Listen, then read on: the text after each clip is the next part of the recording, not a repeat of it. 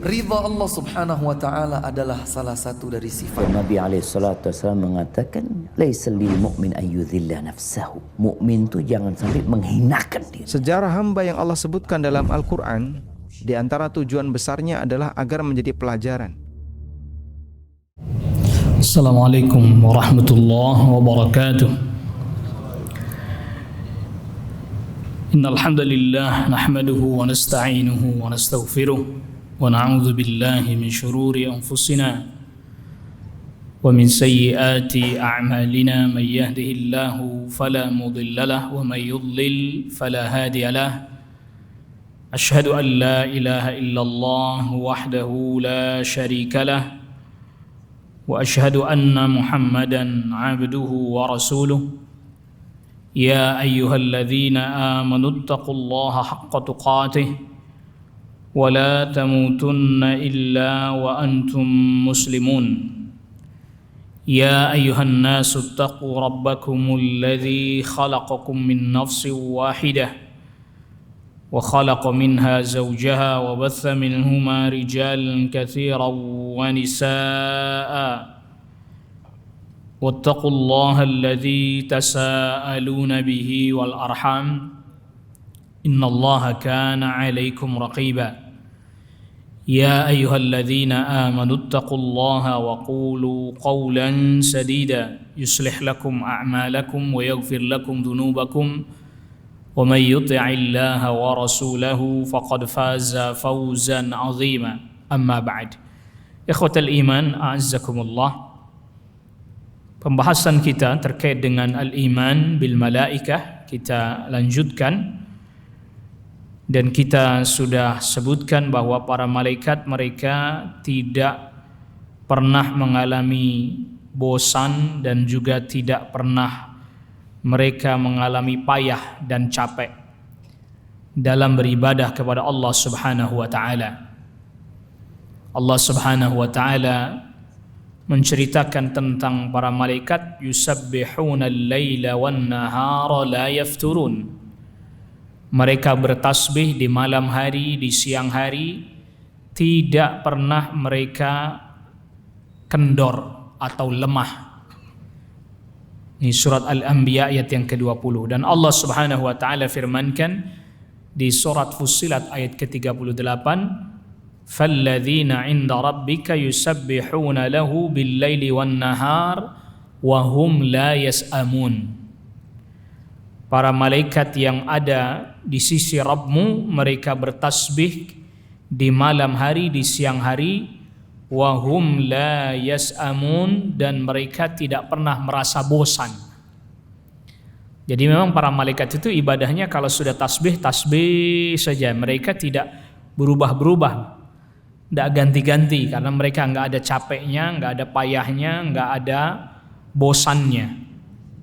Yang berbeda dengan kita, karena kita ada bosannya, maka Allah Rabbul Alamin jadikan ibadah kita bermacam-macam bentuknya, mutanawwi', macam-macam bentuknya. Terkadang salat, terkadang baca Al-Quran, terkadang berzikir, ada sedekah dan seterusnya.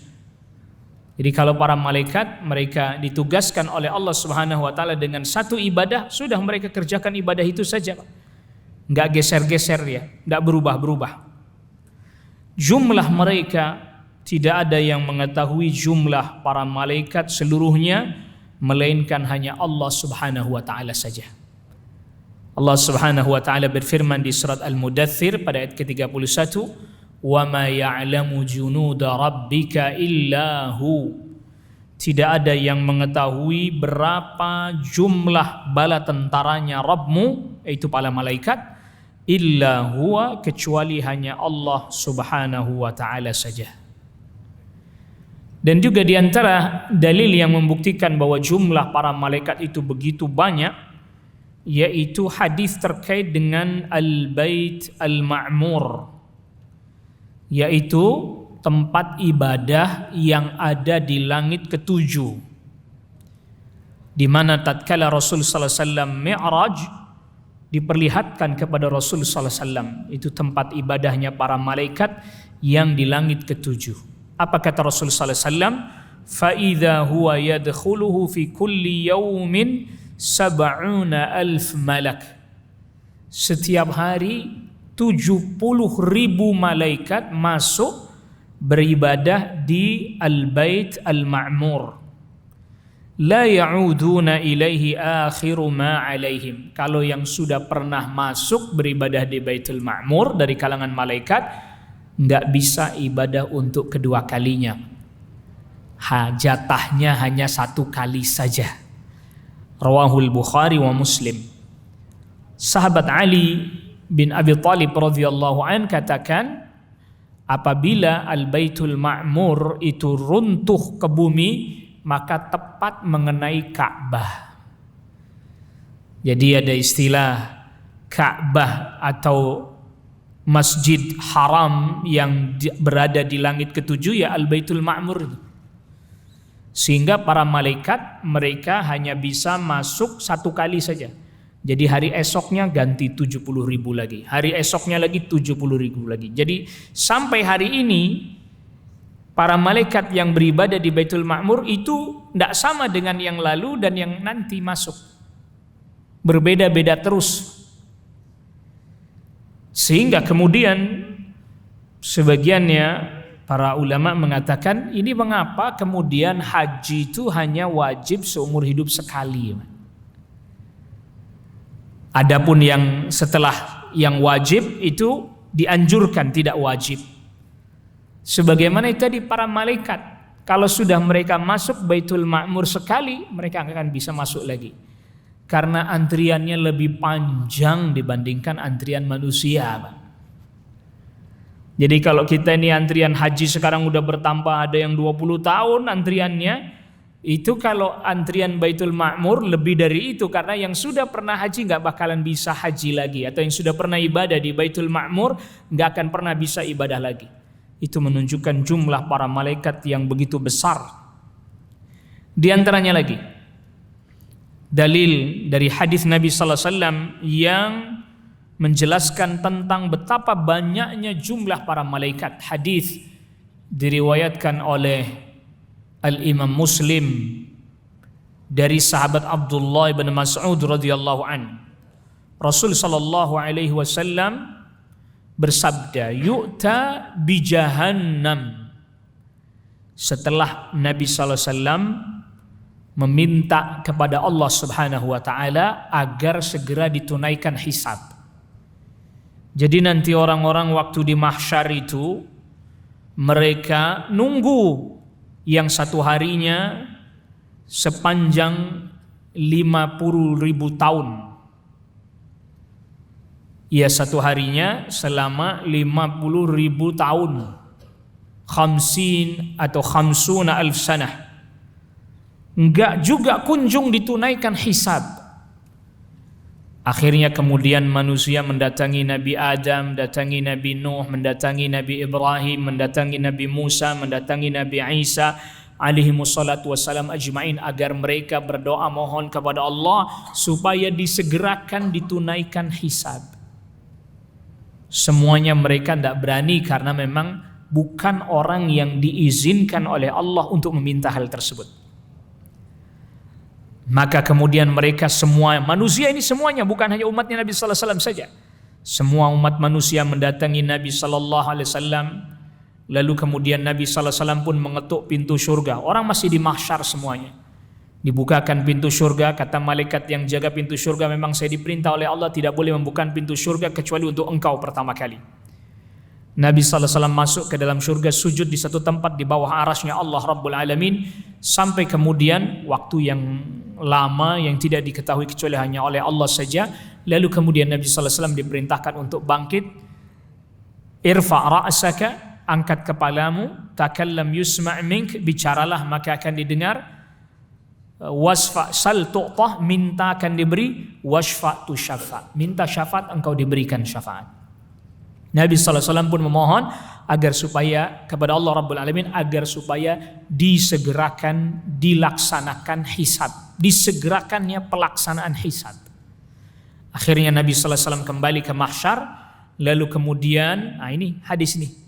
Yu'ta bi jahannam yauma id Allah Rabbul Alamin datang sebagaimana firman Allah Subhanahu wa taala yang di akhir dari surat Al-Fajr, wa jaa rabbuka wal malaku saffan saffa. Allah Rabbul Alamin datang dan para malaikat pun berbaris bersaf. Wa ji'a yauma idzin bi jahannam.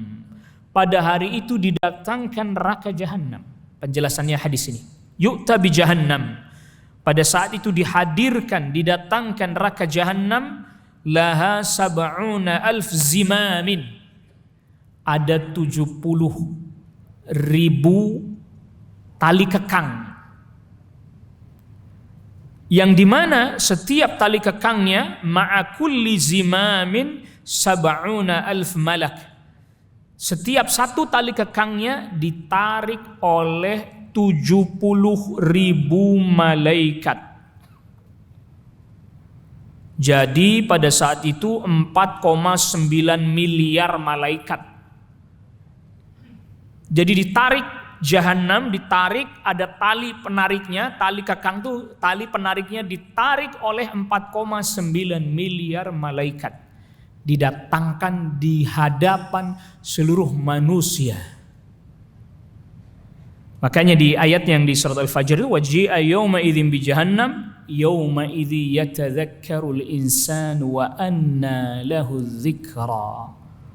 Pada saat itu manusia baru teringat, waduh saya kurang amal ini, kurang amal begitu, kurang amal begini, tapi sudah terlambat. Wa anna lahu dzikra, buat apa dia baru ingat pada saat itu? Semua orang ketika ngelihat Jahannam shock semuanya, Pak. Jangankan yang sedikit amal salehnya, yang sudah banyak amal salehnya saja masih shock. Kenapa? Coba saya masih dikasih kesempatan lagi, saya pasti akan makin banyak lagi beramal saleh. Masih nyesel.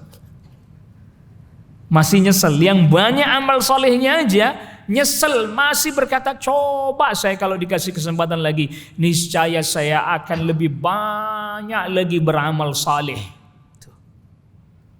Pada saat itu ya sudah telat. Makanya Allah Subhanahu wa taala firmankan terkait dengan pasti kita semua ngelihat Jahannam. La tarawunnal jahim, pasti kalian melihat neraka jahim. Ingat, jahim, Jahannam itu adalah nama penyebutan lain dari neraka. Bukan berarti jahim dan Jahannam adalah neraka yang berbeda. Yang dimana pada saat itu pasti kita ngelihat dengan mata kepala kita. Tsumma latarawunnaha 'ainal yaqin. Pasti kamu lihat dengan mata kepalamu. Semua orang lihat. Didatangkan. Kita bisa bayangkan itu baru malaikat yang menarik Jahannam untuk dihadirkan saja sudah 4,9 miliar malaikat. Maka oleh karena itu, terkait dengan kita dahulu mungkin pernah belajar tentang 10 malaikat, ya, sehingga sebagian kita beranggapan mengira malaikat itu cuma 10. Ternyata bukan itu maksudnya. Itu maksudnya 10 malaikat yang disebutkan namanya di sebagian ayat ataupun di sebagian hadis. Namun, ada namunnya. Ternyata sebagian itu ada yang memang nama person malaikat, individu malaikat, tetapi ada nama yang terkait tugas, Pak, bukan nama personnya. Contoh misalnya, kalau malaikat Jibril, malaikat Mikail, itu sudah jelas itu. Itu nama person, bukan nama tugas yang itu. Allah Subhanahu wa taala firmankan misalnya ini yang di surat Al-Baqarah ayat 98. Qul man kana aduwwan lillahi wa malaikatihi wa Jibril wa Mikala fa innallaha aduwwul lil kafirin. Katakan, siapa orang yang memusuhi Allah, memusuhi para malaikat, memusuhi para utusan, para nabi, memusuhi Jibril, memusuhi Mikail, maka sesungguhnya Allah adalah musuh bagi orang-orang kafir. Jibril bisa dibaca dengan Jabrail, bisa dibaca dengan bacaan Jibrail. Jadi ada beberapa bacaan, Pak. Jibril, Jabrail, Jibrail, orang barat bilangnya Gabriel. Mikail bisa dibaca dengan Mikal, Mikail, orang barat nyebutnya Michael. Tuh, begitu. Dan kita sudah sebutkan para ulama termasuk Syekh Muhammad bin Shalih Al-Utsaimin memakruhkan orang memberi nama anaknya dengan nama malaikat. Ya, tadi Jibril, Gabriel, Mikail, Michael. Lah berarti bapaknya Abu Michael atau Abu Mikail, bapaknya malaikat ya. Baik. Lalu kemudian selanjutnya ada malaikat Israfil. Di dalam hadis yang sahih yang diriwayatkan oleh Imam Muslim, di dalam doanya Rasulullah sallallahu alaihi wasallam ketika di malam hari, pernah Rasul berdoa, Allahumma rabb Jibrail wa Mikail wa Israfil. Ya Allah, Rabbnya Jibril, Rabbnya Mikail, Rabbnya Israfil. Hadisnya sahih. Ini berarti nama Israfil ada, dan nama Israfil ini, ini penting untuk kita fahami. Nama Israfil ini adalah nama individu, Pak. Nama individu, bukan nama tugas. Nah, adapun para ulama ini berselisih terkait dengan malaikat yang meniup sangkakala. Apakah dia Israfil atau malaikat lain? Yang terjadi perselisihan itu, Pak. Adapun malaikat yang memiliki nama Israfil, ya hadisnya sahih. Tadi kita sudah sebutkan. Tetapi apakah malaikat Israfil inilah yang bertugas meniup sangkakala atau bukan? Itu terjadi perselisihan di antara para ulama dalam hal itu. Karena nanti hadis-hadis yang menyebutkan tentang malaikat yang meniup sangkakala itu tidak menyebutkan secara spesifik namanya Israfil. Dan malaikat yang ditugaskan untuk meniup sangkakala itu, Pak, kadang kita nih suka ditanya, ya memang harus dengan ilmu, namanya perkara gaib kan nggak bisa duga-duga. Lah terus sekarang malaikat yang niup sangkakala tugasnya ngapain? Sangkakala itu ya sejenis trompet lah. Ya, makanya dia disebut dengan nafihul qarn. Sangkakala itu qarn itu tanduk, Pak. Jadi orang zaman dahulu, orang Yahudi menjadikan tanduk itu sebagai trompet tanda masuknya ibadah. Ditiup. Nah itu. Nah itulah. Jadi sangkakala atau al-qarn secara bahasa ya trompet secara bahasa begitu, secara bahasa. Tapi besarnya seperti apa, gedenya kayak apa, terbuat dari apa, tidak ada riwayat sahih menjelaskannya. Nah, disebut dengan sahibul qarn atau nafihul qarn, malaikat yang ditugaskan meniup sangkakala semenjak dia diciptakan, Pak. Semenjak itu malaikat yang oleh Allah ditugaskan meniup sangkakala, semenjak dia diciptakan itu trompet udah di mulutnya dan pandangan matanya terus melihat ke arah arasnya Allah Rabbul Alamin, menunggu perintah untuk meniupkannya. Ya sudah dia begitu ya, namanya malaikat tadi kan kita sudah jelaskan. Tugasnya dia apa, yaitu dia kerjain. Dia nggak perlu istirahat, dia nggak ada capeknya, dia nggak ada lemahnya, dia nggak ada kendornya, dia nggak ada ngantuknya, dia nggak ada tidurnya. Dia begitu aja, dia tunggu terus. Makanya Rasul sallallahu alaihi wasallam pernah bersabda, "Kaifa an'am?" Gimana saya bisa tenang-tenang saja? Wa qadil taqama sahibul qarnil qarna. Sedangkan malaikat yang meniup sangkakala itu sudah di mulutnya, tinggal nunggu diperintah oleh Allah untuk meniupkannya saja. Nah, di dalam hadis-hadis yang menjelaskan tentang tugas meniup sangkakala itu tidak disebut-sebut namanya Israfil. Maka tadi kita sudah sebutkan, ada malaikat yang disebut nama berdasarkan memang itu namanya, ada kalanya dia disebut berdasarkan tugasnya. Maka contohnya tadi sahibul qarn. Sahibul qarni itu malaikat yang ditugaskan meniup sangkakala. Dia dinamai sesuai dengan nama tugasnya, bukan nama personnya. Contoh lagi misalnya seperti Raqib dan Atid yang disebutkan di dalam surah Qaf ini. ayat ke-17 dan ke-18. Persisnya di ayat ke-18-nya. Ma yalfidhu min qaulin illa ladaihi raqibun atid. Tidak ada satu perkataan yang keluar kecuali pasti dicatat oleh malaikat raqib dan atid. Raqib itu secara bahasa yang mengawasi, Pak. Dari kata-kata raqaba. Atid itu secara bahasa yang menguatkan atau yang mencatat. Dia kuatkan pengawasannya raqib dengan catatan. Maka oleh karena itulah raqib dan atid ini bukan nama person malaikat, tetapi setiap malaikat yang ditugaskan oleh Allah Rabbul Alamin untuk mengawasi, mencatat amal kita disebut dengan apa? Raqibun atid. Jadi dia bukan nama person malaikat tertentu. Jadi semua malaikat yang Allah utus untuk mengawasi kita, mencatat amal kita, maka semua mereka disebut dengan raqibun atid. Sebagaimana nanti mereka pun disebut dengan para malaikat yang mencatat amal hamba. Ya, mencatat amal hamba. Mengetahui dan mencatat seluruh amal yang dikerjakan oleh hamba. Jadi ini nama bukan nama person mereka, tapi nama tugas. Seperti nanti malaikat apa? Malaikat maut. Itu juga nama tugas. Adapun malaikat Israel, para ulama mengatakan termasuk Al-Imamul Hafidh Ibnu Katsir. Tidak ada di dalam Al-Quran dan di dalam hadis yang sahih nama Israel. Nggak ada, Pak. Yang sahih loh ya, yang nggak sahih ada, yang sahih ini.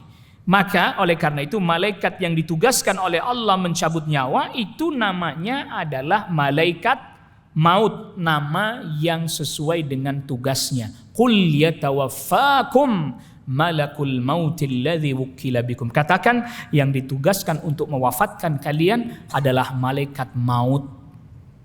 Jadi nama berdasarkan tugas, bukan berdasarkan personnya. Wallahu a'lam. Ini sebagian yang bisa kita bahas pada pertemuan kali ini. Wassallallahu ala nabiyina Muhammadin wa alihi washabbihi wa sallama tasliman katsira. Wassalamualaikum warahmatullahi wabarakatuh.